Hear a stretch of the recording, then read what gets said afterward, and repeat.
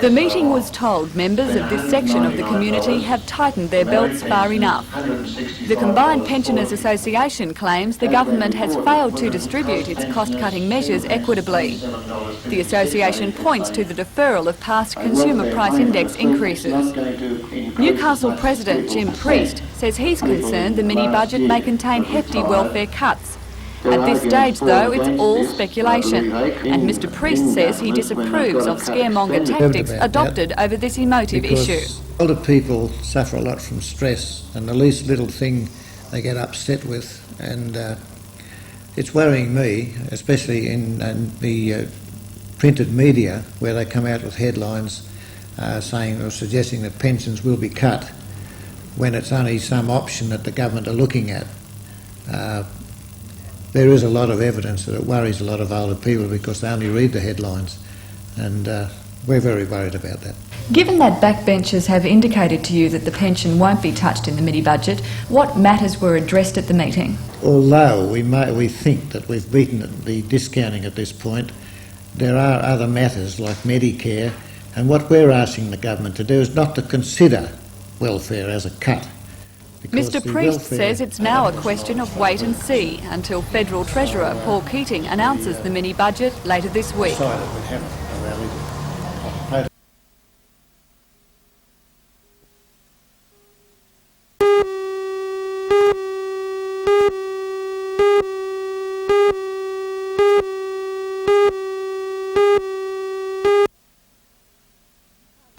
The Newcastle Trades Hall Council yesterday sent an urgent letter to the Hunter Region's Small Business People's Association asking it to cancel Friday's visit of Queensland Premier Sir Joe Bjelke Petersen. The letter says that by bringing the Premier to Newcastle at the invitation of the Joe for Canberra group, the small business people have become Sir Joe's agents. This is hotly denied by John Farraher, President of the Hunter Small Business People's Association. He says Sir Joe is just one of the group's weekly speakers, that they hear from people from all political parties, and why shouldn't they hear what the National Party has to offer? However, Trades Hall Secretary Peter Barrack says the implications of Sir Joe's Friday visit cannot be shrugged off as merely one of a number of the business group's weekly speakers. He says Sir Joe's packed itinerary, which includes a Newcastle rally and press conference, a tree planting ceremony in Maitland and a walk up High Street, has all the smatterings of a politician hot on the election trail. Mr Barrack says it's the first part of an organised push into the metropolitan areas. Well, I think that his investors and marketeers and researchers would understand quite clearly that if the push for Joe for PM to Canberra is to be successful, they must win seats in places like Newcastle, metropolitan Sydney and Melbourne and so on.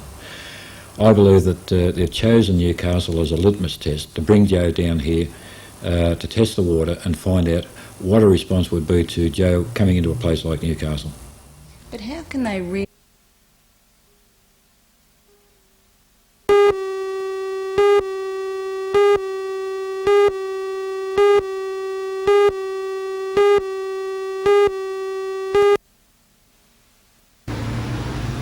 It's the second time the High Street news agency has been robbed in the past 2 years. When the owner, Jim Henderson, returned to his shop last night, he was attacked by a man who had broken in through the back entrance to the premises. With the help of a crowbar, the burglar had forced his way through the padlocked steel bar security door. The offender was hiding in the dark when the owner returned.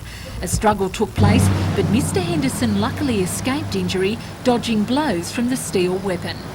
Oh, well, the scuffle occurred and I finished up on the ground, unhurt, but he was a bit younger than I am. And then he asked me to open the safe. After being bound, and then he asked me the combination numbers for the safe and how to work it to get it open, which I gave to him. Unable to unravel the safe's combination, the robber left after stealing money from his victim's wallet and more than $1,500 worth of cigarettes. Although situated in the main street of Maitland, that didn't seem to deter the offender. And according to Jim, news agencies like his are prime pickings wherever they're located. We're rather vulnerable early in the mornings as well, but at night time, well, with a situation that we have I think that we become a little bit blasé about it and forget that some people can get in.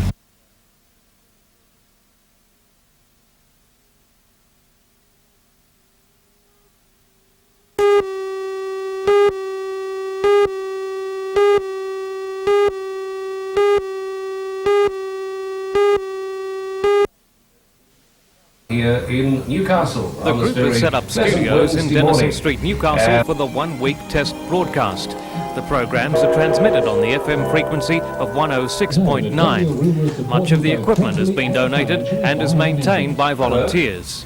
RHEMA is a biblical word which means the inspired word of God. The group is hoping its test run will convince the Department of Communications to grant a special interest licence. The concept of Radio RHEMA was born in New Zealand and has strong emphasis on Christian music and interviews. It's non-commercial and operates on faith. Well, Radio RHEMA is a Christian group of people who are coming together to bring Christian radio to the people.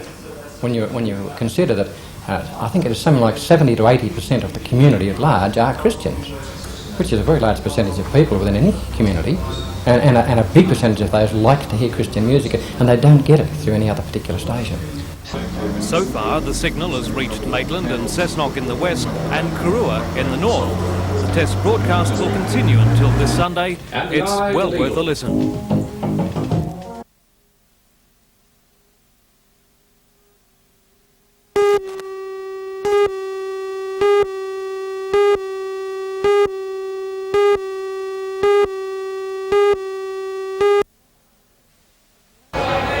The promotion will be a first for New South Wales, and according to the market operators, it's the first time the retailers have approached them on the subject of advertising, while the larger retailers in Newcastle are in favour of the plan to create a promotions fund. Some of the smaller, more conservative shopkeepers are dubious.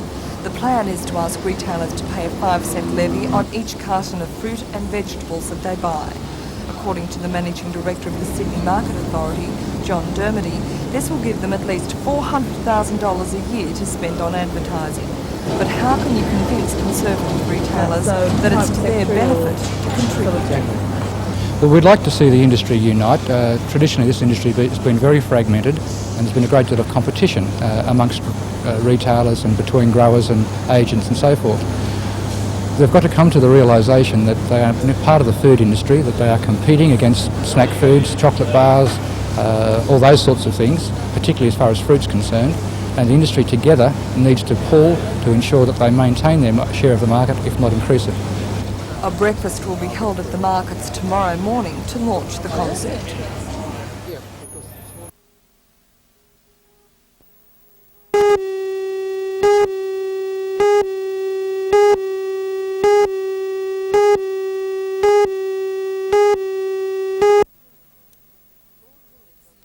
Lord Mayor John McNaughton says anyone from Newcastle can join the delegation travelling to Newcastle upon time. The Lord Mayor says our city has similarities with the British steelmaking town.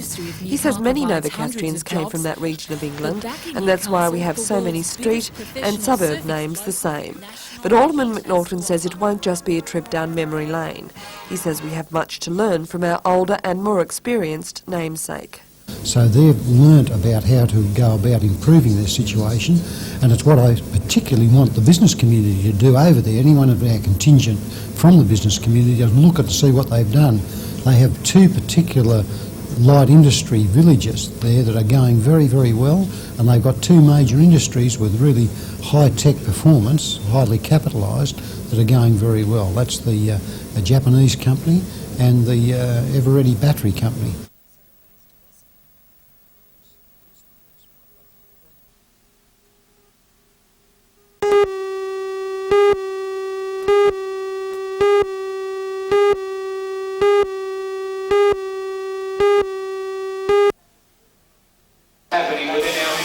What better way to promote a product than to give everyone a the taste of what's to come. Hundreds of local growers, wholesalers and retailers were treated to a huge breakfast when they turned up for work at the regional produce markets this morning.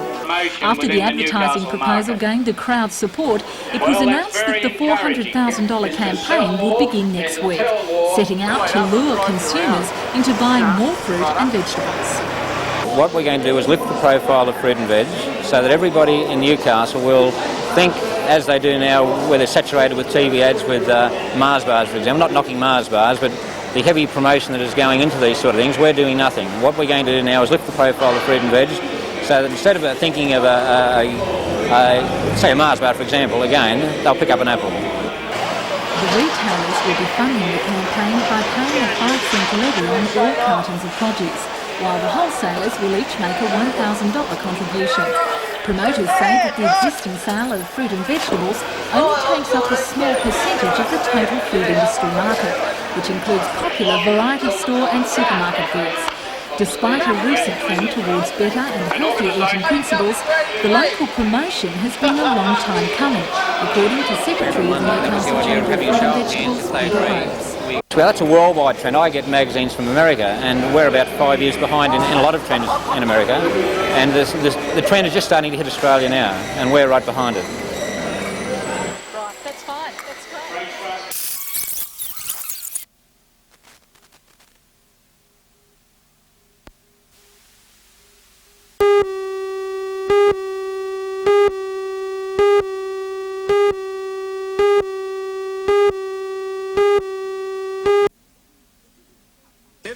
The biggest cutback in government spending in 30 years, claims the Treasurer, and reactions have been predictably mixed on the truth and value of his assertion.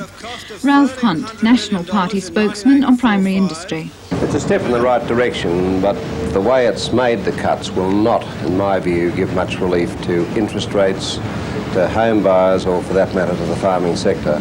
So I'm disappointed in that respect. I am very disappointed, I must say, that they haven't moved to reduce the impact of fuel excise, but at the same time have cut about $180 million off roads, and that will have a serious effect on most of our regional and country areas. In its lobbying of the government in the lead-up to the mini-budget, the National Farmers Federation called on the government, amongst other things, to cut road funding by $128 million. It was, in fact, cut by $180 million.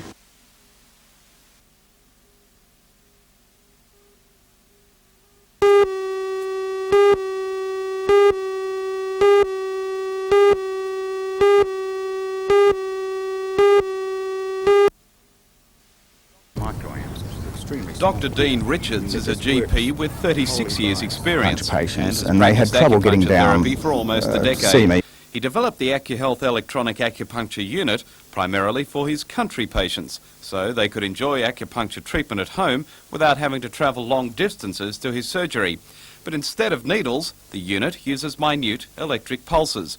A homing device pinpoints tension relief spots, and with the help of the guidebook, the AcuHealth can alleviate a variety of pains and ailments. Dr. Richards even has a chart for the family dog. The AcuHealth is now being trialled on treating greyhounds and racehorses. It's safe and, according to Dr. Richards, effective. Well, the unit works basically, first of all, I wrote the book for it over 18 months, which gives treatment programs for over 120 common conditions. Now, this will show by description and by diagram just where these points are to use. And then the unit is 2 phases. The first phase is a search phase. This, by taking the probe tip, which is blunt, just like a ballpoint pen and doesn't penetrate the skin in any way, take that over near where the point is indicated, and when it gets on the acupuncture point exactly, there's a red light will go out and a sound will go to a high pitch. So then you know you have it accurately located. Then without moving the unit, you merely press a button that's under your finger, and this switches it to the treat phase, and it then delivers electronic impulses to the point, which will stimulate it just as in acupuncture stimulation.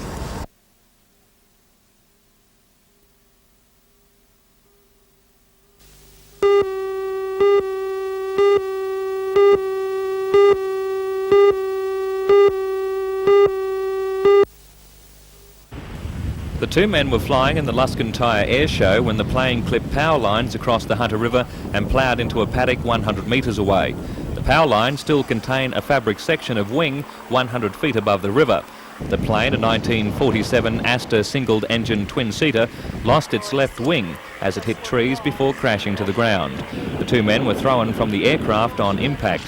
The 42-year-old passenger Ron Townsend of Balmain was taken by Westpac rescue helicopter to Royal Newcastle Hospital. He suffered a fractured right ankle and a severed thumb. The pilot, John Daly of Bulli near Wollongong, was taken to Maitland Hospital with 2 broken legs. Farmer Vic Maguire witnessed the crash. He says there was almost a second accident when another plane from the air show landed in a paddock next to the tangled wreck, crashing through a fence and irrigation pipe. To land an aeroplane in a short distance like that and go straight through a fence that was quite close to the accident site, I think was fairly dangerous, because he could have finished up crashing too. If it had been a new fence or a new wire in the fence, he would have been there forever. The Department of Aviation today inspected the wreckage.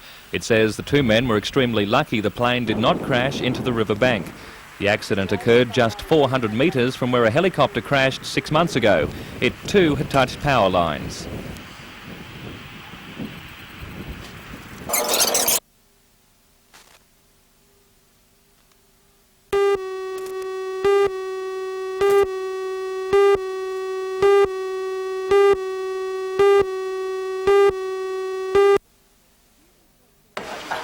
Students hope to enter the rebuilt Mazda RX-2 in the Matara Hill Climb this September, an ambitious project given the extensive overhaul the vehicle needs. The students are enrolled in pre-apprenticeship courses in automotive engineering, vehicle painting, panel beating and boiler making. Pre-apprenticeships prepare students for the next step, securing an apprenticeship, a task that is becoming more and more competitive. The courses not only teach students the basic skills of their trade, but also help with interview techniques. Thanks to this course, students will also improve their motoring skills, as they will drive the Mazda themselves in the hill climb and car club gymkhanas.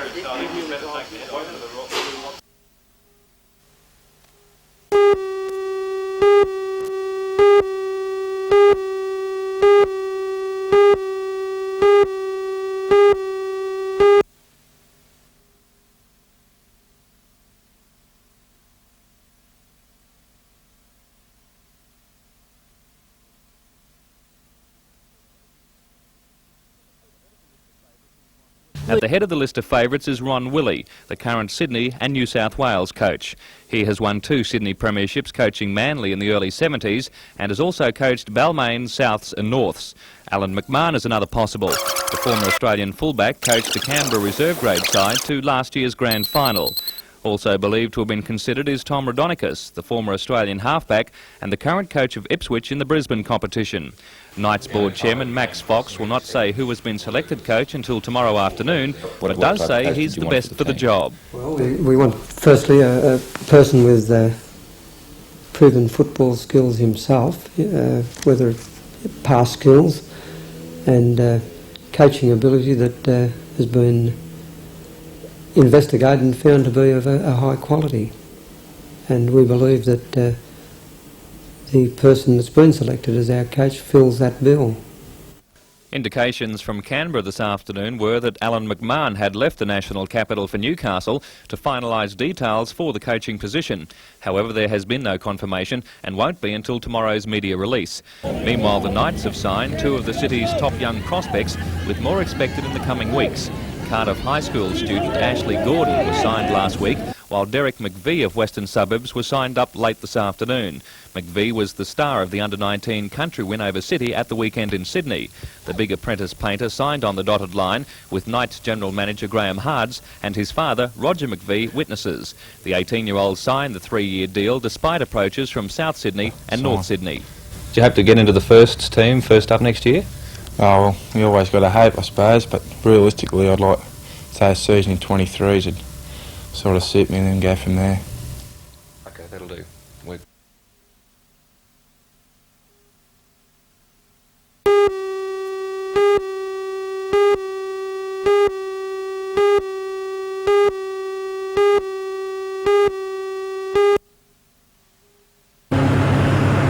directors who have already arrived do not include Robert Holmes à Court or John Elliott. They will be flying in tomorrow. But for those directors in town, it was a busy day, which included a tour of the Newcastle plant. The chairman was accompanied by Managing Director Brian Lowton and the local works manager Bill Farrens. Today's inspection centred on the continuous bloom caster, which cost $110 million to build. Molten steel is poured directly into a huge tundish, which feeds the metal into 4 continuous strands. The process eliminates the pouring of ingots and represents a dramatic improvement in productivity and a reduction in wastage. Kobe Steel from Japan controlled the construction, but local firm Alco Steel was a major contractor. Friday's board meeting will be held in the conference room, refurbished especially for the occasion. This is the first time since 1925 that the BHP Board of Directors have met in Newcastle, and security for the meeting is tight. This specially furnished conference room has been swept for listening devices. But this afternoon, the Lord Mayor, John McNaughton, welcomed the board to Newcastle at a civic reception in City Hall. It was there that the board announced it was donating $50,000 to the Regional Museum and $50,000 to the Monica Heart Health Education Project supported by the World Health Organisation. Residents from Bolton Point, however, used the occasion to press home their opposition to longwall mining being planned by BHP for their suburb. The residents are concerned at mine subsidence as well as noise levels from an air ventilation shaft. During the civic reception, 2 members of BHP's senior management discussed these grievances with the residents.